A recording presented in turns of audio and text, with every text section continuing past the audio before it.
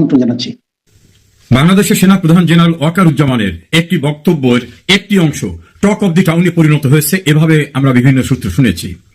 সেই বিষয়টা নিয়ে কথা বলতে চাই। প্রিয় দর্শক শ্রোতা, আসসালামু আলাইকুম। যে যেখানে আছেন নিশ্চয়ই ভালো আছেন, ভালো থাকবেন এটাই প্রত্যাশা করি। সেনাপ্রধান ওয়াকারুজ্জামান তার দরবারে সেনা কর্মকর্তা এবং জওয়ানদের উদ্দেশ্যে যে সকল বক্তব্য রেখেছেন সেটা তার ডিপার্টমেন্টের সঙ্গে সংশ্লিষ্ট, কিন্তু একটা পার্টির বক্তব্য নিয়ে ব্যাপক আলোচনার সৃষ্টি হয়েছে। সেনাবাহিনী, ক্যান্টনমেন্ট এবং সেনাপ্রধানকে ঘিরে সাম্প্রতিক সময় খুব বেপরোয়াভাবে গালিগালাজ, হুমকি চলছে। এই বিষয়টা নিয়ে তিনি একটি বক্তব্য রাখতে গিয়ে বলছেন, ওরা ছোট, ওরা বড় হলে তখন ওদের ভুল বুঝতে পারবে, তখন ওরা লজ্জা পাবে। এটা নিয়ে আলোচনা হয়েছে। কারণ যারা হুমকি দিচ্ছে, গুড়িয়ে দিচ্ছে, তারা কারা? তাদের ভিতরে 3 জন আছেন বিদেশি অনলাইন অ্যাক্টিভিস্ট। এদের ভিতরে একজনের বয়স সেনাপ্রধান ওয়াকারুজ্জামানের চেয়ে অনেক বেশি, অপর একজনের বয়স ওয়াকারুজ্জামানের চেয়ে বেশি, আর একজনের বয়স ওয়াকারুজ্জামানের কাছাকাছি। তাহলে এদের কাউকে ছোট বলার সুযোগ নাই। যারা বলেন পেট মোটা জেনারেল, লেফট রাইট করতে পারে না, স্বৈরাচারে নিয়োজিত ব্যক্তি, রয়ের এজেন্ট, নানাভাবে গালিগালাজ করে, আরো কিছু অশ্লীল অশ্রাব্য ভাষা ব্যবহার করে, যেটা উচ্চারণ করা শোভন হবে না, এ কারণে আমি করছি না। দেশের একটি রাজনৈতিক দল, সবাই বলে কিংস পার্টি, এই কিংস পার্টি যিনি সদস্য সচিব, তিনি তো বলছেন সেনাপ্রধান কিভাবে বলে ডিসেম্বরের মতো নির্বাচন হতে হবে। এটা কি তার ম্যান্ডেট? এটা কি তার জবের ভিতর পড়ে? তিনি যাতে কথা বলতে পারবেন না। তিনি তার আর একটি বক্তব্যের শেষ প্রান্তে এসে বলছেন, ডিজিএফআই এর হেডকোয়ার্টার গুড়িয়ে দেব। ইতোপূর্বে আর একজন ওই পার্টির নেতা তিনি বলছেন যে সেনাপ্রধান তার ভাষায় স্বৈরাচারী আওয়ামী লীগকে পুনর্বাসন করতে চায়, আমাদেরকে সেই প্রস্তাব দিয়েছিল ডেকে নিয়ে। পরবর্তীতে সেনাবাহিনীর পক্ষ থেকে এটার প্রোটেস্ট করা হয়েছে। কিন্তু একজন সেনাবাহিনীর সিটিং জেনারেল প্রধানকে যখন বলা হয় যে তিনি এই বলেছেন আমাদেরকে, এটা যদি সত্য হয় একটা বিষয়, সত্য না হলে সেনাপ্রধানের বিরুদ্ধে এই মিথ্যাচার, এটা কি বড় ধরনের একটি অপরাধ নয়? আর একটি আছে ইনকিলাব মঞ্চ নামক একটি মঞ্চ। সেই মঞ্চের মুখপত্র মিস্টার হাদি, তিনি তার বক্তব্যের এক প্রান্তে গিয়ে বলছেন, ক্যান্টনমেন্টের একটা ইট থাকবে না, প্রতিটি ইট খুলে নিয়ে আসবো। এই আন্দোলন, জুলাই আগস্টের কথিত আন্দোলনের নেতারা আরো অনেক খুবই আরো আপত্তিকর কথা বলেছেন। তাদের যারা অভিভাবক, তাত্ত্বিক তত্ত্ব দেয়, তারাও খুব খারাপ খারাপ কথা বলেছেন। আগে করতেন সেনাপ্রধানের আক্রমণ, এখন ক্যান্টনমেন্ট, ডিজিএফআই সহ। পূর্বে একদিন সেনাপ্রধান বলেছিলেন, আমি ঠিক বুঝতে পারি না কিছু লোক কেন আমাকে এবং সেনাবাহিনীকে আক্রমণ করে। উনি ওইটা বলার পরে এই আক্রমণের গতিটা আরো বেড়েছে, আরো অশ্লীল অশ্রাব্য ভাষা ব্যবহার শুরু হয়ে গেছে। এখন সেটার জবাব উনি দিলেন যে ওরা বড় হলে তখন বুঝবে। এখন যারা এগুলো বলতেছেন তাদের এক পার্টির বয়স তো আমি বললাম, আর এক পার্টির সবাই রাজনৈতিক দলের নেতা। শুধু নেতা না, বর্তমান যে সরকার প্রধান দাবি করা ডক্টর ইউনূস, তার নিয়োগ যারা দিয়েছেন তারা, অর্থাৎ তারা নিয়োগকর্তা এবং তারা একটি রাজনৈতিক দলের গুরুত্বপূর্ণ নেতা। এবং তারা এত গুরুত্বপূর্ণ নেতা যে আর্মির এপিসি, তার ভিতরে তাদেরকে নিরাপত্তা দিয়ে আনতে হয়। তাদের প্রোগ্রামে ডগ স্কোয়াড, সোয়াত বাহিনী, র্যাব, বিজিবি, পুলিশ এবং ঢাকা থেকে স্বরাষ্ট্র মন্ত্রণালয়ের একটি কক্ষ থেকে মনিটর করা হয়। কত ইম্পর্ট্যান্ট! অতীতে কোনোদিন বাংলাদেশের কোন রাজনৈতিক দলকে এত প্রোটেকশন দেওয়া হয়নি, এত কিছু করা হয়নি। সেইগুলোকে জেনারেল ওয়াকার আপনি বলেন ছোট মানুষ, কোন অর্থে ছোট বললেন? ওরা তো সাইজে অনেক বড় আছে, বয়সও বড় আছে। নাকি আপনি ভীত সন্ত্রস্ত হয়ে আত্মসম্মান বাঁচাবার জন্য এভাবেই কথা বলছেন যে ওরা ছোট? আপনি যাদের ছোট বলছেন তারা শোনার পর তারা আরো বিরূপ প্রতিক্রিয়া ব্যক্ত করছে। আপনি ডিজিটাল প্ল্যাটফর্ম চেক করে দেখেন। আমরা মনে করি সেনাবাহিনী আমাদের সার্বভৌমত্বের একটি অংশ। যখনই দেশ বিপন্ন হতে পারে তখন সেনাবাহিনী এই দেশের নিরাপত্তা রক্ষা করে। এমনকি যখন প্রাকৃতিক দুর্যোগ, তখনও তারা গুরুত্বপূর্ণ দায়িত্ব পালন করে। যদিও সেনাবাহিনী বিভিন্ন সময় বেশ কিছু আপত্তিকর ঘটনা তো ঘটিয়েছে। সেনাবাহিনীর বিপদগামী ব্যক্তিরা স্বাধীন বাংলাদেশের স্থপতি বঙ্গবন্ধুকে নির্মমভাবে খুন করেছে। সেনাবাহিনীর বিপদগামী ব্যক্তিদের হাতে আর এক সাবেক সেনাপ্রধান জেনারেল জিয়াউর রহমান খুন হয়েছে, খালেদ মোশাররফ খুন হয়েছে, জেনারেল মঞ্জুর খুন হয়েছে। এটা কিন্তু সিভিলিয়ান কেউ যে খুন করেনি। আর এক পঙ্গু মুক্তিযোদ্ধা কর্নেল তাহের, বাইরের কেউ যে তাকে খুন করে নাই। এই বিষয়গুলো আমরা মাথায় রাখার পরও মনে করি অ্যাজ এ হোল সেনাবাহিনী, দেশপ্রেমিক সেনাবাহিনী, বাংলাদেশের স্বাধীনতা সার্বভৌমত্বর অতন্দ্র প্রহরী, সেই সেনাবাহিনীকে যে কেউ হুমকি দিলে থাকবে এটা? আপনি তো দায়িত্ব নিয়ে বলছিলেন আমি দায়িত্ব নিলাম, আমার উপর ভরসা রাখেন। আপনি দায়িত্ব নেওয়ার পরে দেশটি মব সংস্কৃতি বন্ধ হয়েছে? হয়নি। বিশ্বখ্যাত তারক সঙ্গীত তারকা মমতা সিককে নির্মমভাবে নাজেহাল করা হয়েছে। ঢাকা কোর্টে এবং নারায়ণগঞ্জ কোর্টে কিভাবে সিনিয়র রাজনৈতিক নেতৃবৃন্দদেরকে মবের শিকার হতে হয়েছে, এটা আপনি দায়িত্ব নিয়ে এবং পরেও যখন বলছেন যে আর মব সহ্য করা হবে না, এগুলো তার পরের ঘটনা। আপনার শপথ নেওয়ার সময় তো তিনটে শব্দ থাকে, প্রয়োজনে জীবনের বিনিময়ে বাংলাদেশের রাষ্ট্রপতি এবং সংবিধানকে রক্ষা করব। যখন বলা হয় সংবিধান ছুঁড়ে ফেলে দেবো, এটা কোন সংবিধান, এটা ডাস্টবিনে ফেলে দেবো। Is it not offence? এটা বড় অপরাধ না? এটা রাষ্ট্রদ্রোহিতার অপরাধ। যখন বলা হয় রাষ্ট্রপতির নামের সঙ্গে একটা পশুর নাম যুক্ত করে বলা হয় তার বাচ্চা, রাষ্ট্রপতিকে উচ্ছেদ করব, এটা অপরাধ না? এটা ইন্টিমিডেশন, এটা অপরাধ না? রাষ্ট্রপতি রাষ্ট্রের প্রতীক। আপনার দায়িত্ব, আপনার সেনাবাহিনীর দায়িত্ব তার নিরাপত্তা নিশ্চিত করা, তার সম্মান নিশ্চিত করা, তার প্রোটেকশন নিশ্চিত করা। কই তাদের বিরুদ্ধে তো কোনো আইনগত ব্যবস্থা হয়নি। এর প্রত্যেকটা কথা যে ক্যান্টনমেন্ট উড়িয়ে দেবো, ডিজিএফআই উড়িয়ে দেবো, আপনার বিরুদ্ধে যে কথাগুলো বলা হয়, গোটা ক্যান্টনমেন্টের বিরুদ্ধে যেটা বলা হয়, রাষ্ট্রপতির বিরুদ্ধে বলা হয়, এর প্রত্যেকটি ঘটনা আইনের দৃষ্টিতে রাষ্ট্রদ্রোহিতার অপরাধ।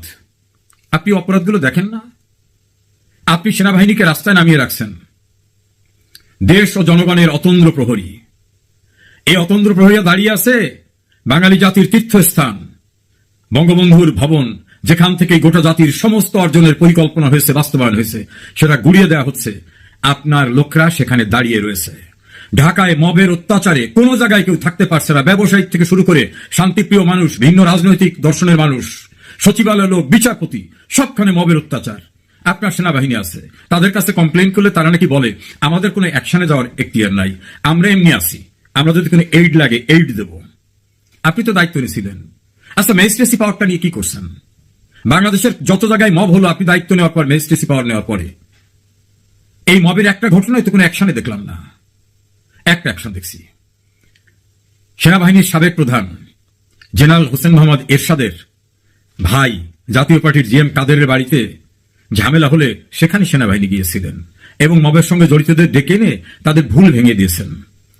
কিন্তু জেনারেল না হলেও যিনি জেনারেল পয়দা করেছেন, যার কারণে জেনারেল হতে পেরেছেন অনেকে, সেই বঙ্গবন্ধুর বাড়ি গুড়িয়ে দেওয়ার সময় কোথায় ছিলেন আপনারা? কি দায়িত্ব পালন করেছেন?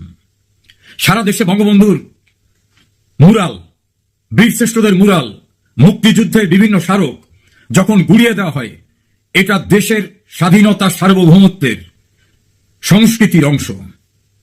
কোথায় আপনাদের ভূমিকা? বিভিন্ন ক্যান্টনমেন্টে তো বীরশ্রেষ্ঠদের, বঙ্গবন্ধুর মুরাল ছিল, সেগুলি কি আছে?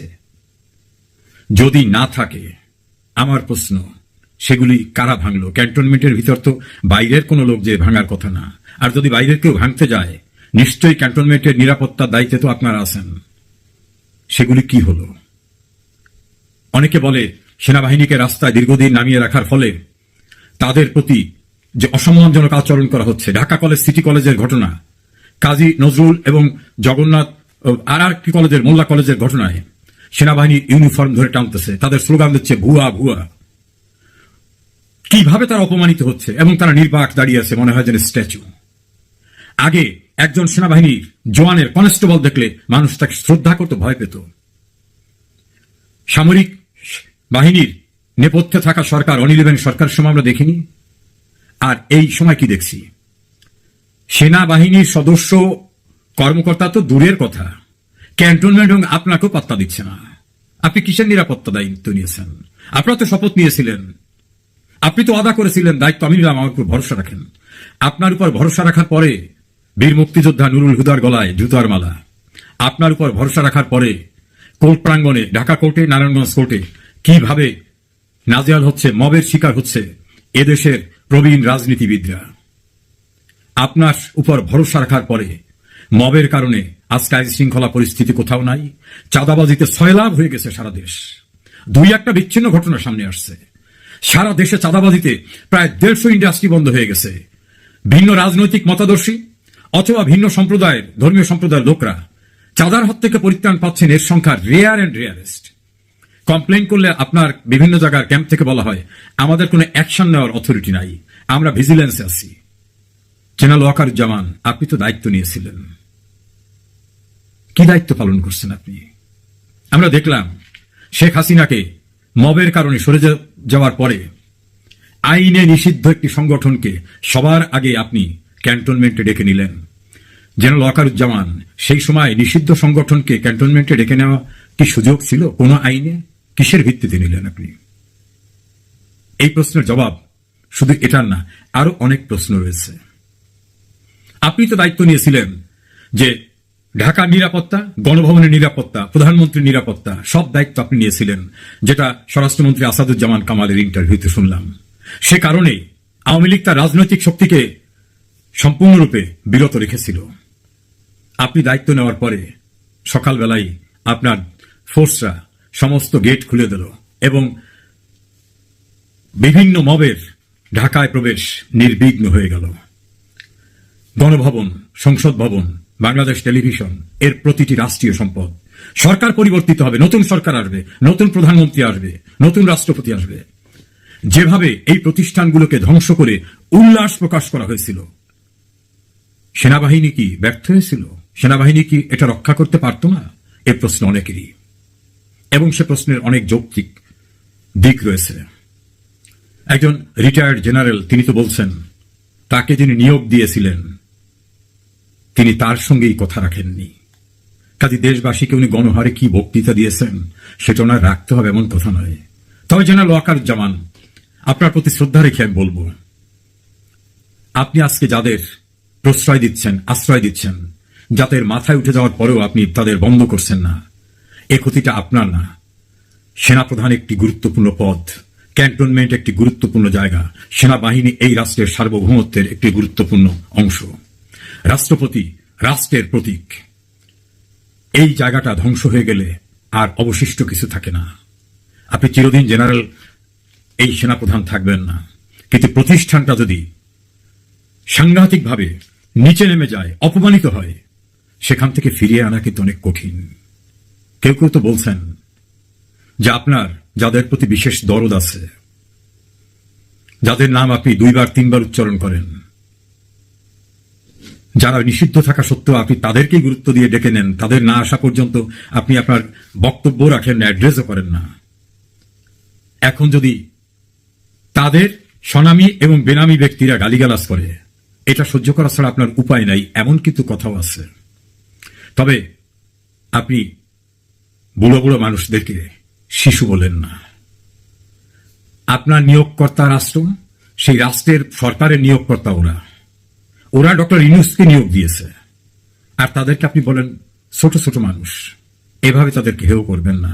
আপনি বলতে পারেন যা বলো বলো, নিজেরটা সহ্য করেন, কিন্তু সেনাবাহিনী, ক্যান্টনমেন্ট, ডিজিএফআই, রাষ্ট্রপতি, রাষ্ট্রপতি ভবন, সংসদ ভবন, গণভবন, এগুলো রাষ্ট্রীয় সম্পত্তি। এই রাষ্ট্রীয় সম্পত্তির রক্ষণাবেক্ষণের দায়িত্ব আপনি নিয়েছিলেন। বিবেকের কাছে প্রশ্ন করুন কি করেছেন। আপনার এই জাতীয় সহনীয়তা তাদেরকে আরো উদ্বুদ্ধ করছে। তাহলে আপনি এখন যদি তাদের শিশু বলেন, আগামীতে তারা বড় হওয়ার পরে এর চেয়ে বড় বড় ঘটনা ঘটাবে। সে সময় বলবে আমরা শিশু থাকা অবস্থায় তো এটা করেছি, আমরা বড় হয়েছি, এখন তো আরো বড় কিছু করতে পারবো। বাংলাদেশের মব সংস্কৃতি, আইন শৃঙ্খলাহীন পরিস্থিতি, বিচার বিভাগ মবের শিকার পরিণত হওয়া, সিভিল অ্যাডমিনিস্ট্রেশন মবের শিকার পরিণত হওয়া, স্বাধীনতা বিরোধীরা বিভিন্ন জায়গায় প্রতিষ্ঠিত হওয়া এবং একটি গণতান্ত্রিক ব্যবস্থা ধ্বংস হয়ে যাওয়া, এর দায় দায়িত্ব অস্বীকার করতে পারবেন?